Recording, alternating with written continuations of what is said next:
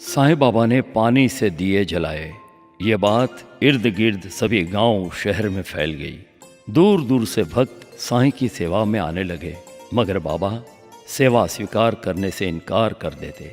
कोई पूछता, बाबा आप हिंदू हैं या मुसलमान, तो बाबा उसे ऐसी नज़र से देखते कि पूछने वाला चुप हो जाता। कभी कभी बाबा शांत बैठते तो कभी कभार वजह बेवजह क्रोधित भी हो उठते। बाबा जिस मस्जिद में रहते थे उसका जीर्णोद्धार करने का विचार बाबा के भक्त गोपाल गुंड के मन में आया। बाबा ने इनकार कर दिया, पर भक्त मालसापति के आग्रह से बाबा की स्वीकृति प्राप्त हो गई और रात में ही मस्जिद का पूरा आंगन बन गया। अभी तक बाबा एक टाट के टुकड़े पर ही बैठते थे। अब उस टाट के टुकड़े को वहां से हटाकर उसके स्थान पर एक छोटी सी गद्दी बिछा दी गई।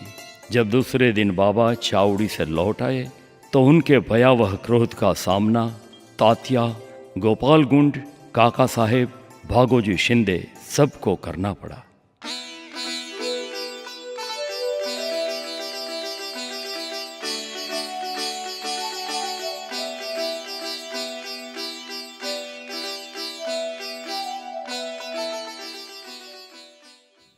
अल्लाह मालिक, सबका मालिक एक।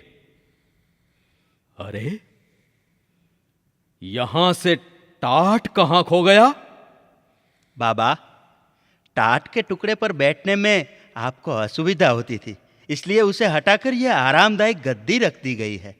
अरे अरे मैं कौन सा राजा महाराजा हूं कि गद्दी तकियों पे बैठूंगा? है किसे पूछकर टाट को हटाया गया?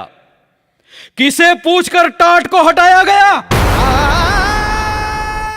और ये क्या, ये खंभे क्यों लगाए? अरे ये खंभों को तो मैं मूल समेत उखाड़ के फेंक दूंगा, फेंक दूंगा, फेंक दूंगा।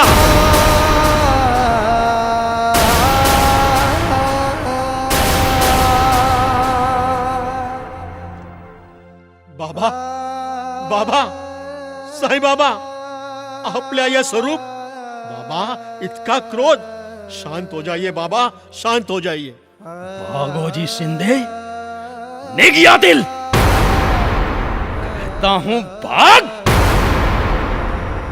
आज तो सारा ब्रह्मांड हिला दूंगा।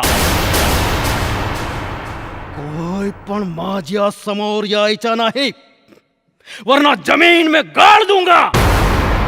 समझते क्या हो सब अपने आप को? समझते क्या हो? बाबा, बाबा, बाबा, प्रार्थना है, दुहाई है, क्रोध को शांत करो बाबा, अन्यथा किया कराया सब कुछ नष्ट हो जाएगा। कृपा करो बाबा, कृपा करो। तातिया, साफा पहने राजा बने घूमते हो क्यों? ला ला तेरा साफा गड्ढे में गाड़ दूं।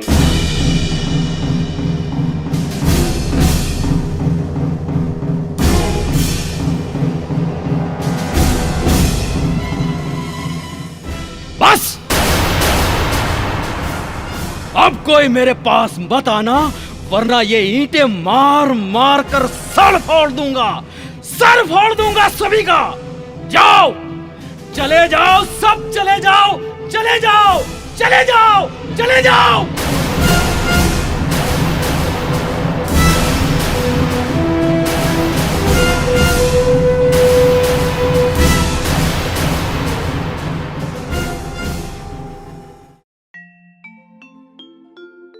ये आलम था संत पीर फकीर साईं बाबा का। पता नहीं कैसी कैसी लीलाएं करते थे। क्रोध शांत हो जाने पर बाबा ने एक झरीदार से फेंटा खरीदकर तात्या, भागोजी शिंदे, काका साहिब दीक्षित और दूसरे भक्तों को वापस बुलाया और झरीदार फेंटा अपने हाथों से तात्या के सिर पर बांधा, जैसे उन्हें विशेष सम्मान दिया गया हो।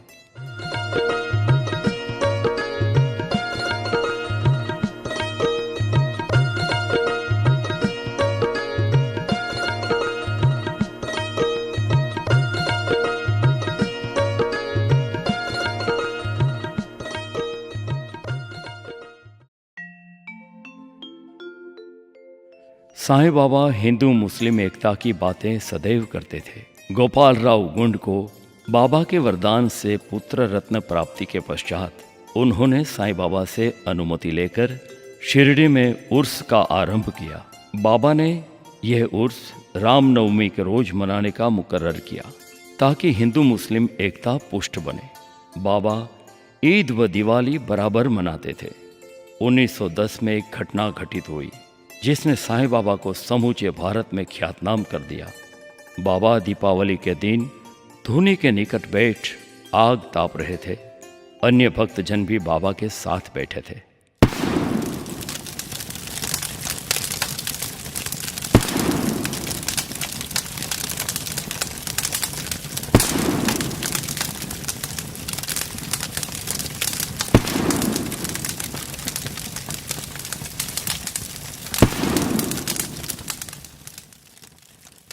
साईं बाबा, आज शुभ दीपावली का त्योहार है।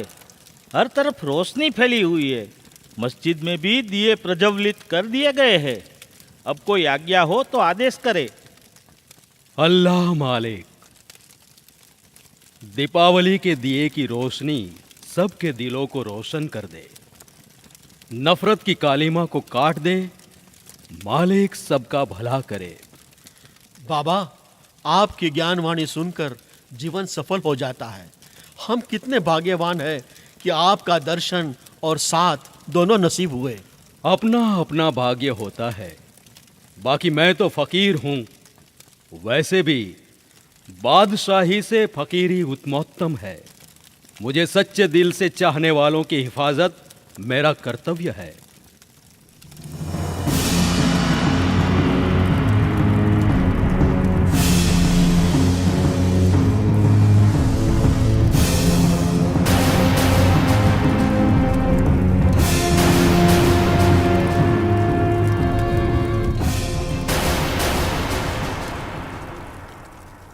बाबा, साईं बाबा, ये क्या?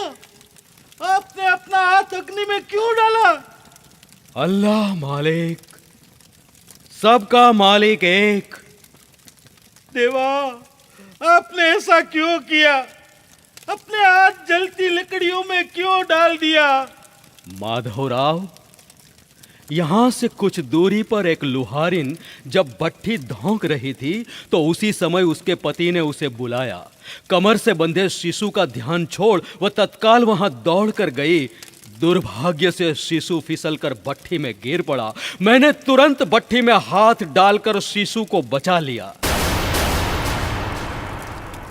मुझे अपना हाथ जलने का दुख नहीं है, बल्कि मुझे संतोष है कि एक मासूम का जीवन बचा लिया। साईं बाबा की जय हो, जय जयकार हो। आपकी जय जयकार हो। बाबा, आप अपने भक्तों के लिए आग की लपटों से भी खेल जाते हैं। धन्य भाग हमारे बाबा, धन्य भाग हमारे। जो प्रेम पूर्वक मेरा नाम स्मरण करेगा, मैं उसकी समस्त इच्छा पूर्ण कर दूंगा। उस भक्त की भक्ति में उत्तरोत्तर वृद्धि होगी। जो मेरे चरित्र और कार्यों का श्रद्धा भाव से गुणगान करेगा, उसकी मैं हर प्रकार से सदैव सहायता करूंगा। सबका मालिक एक।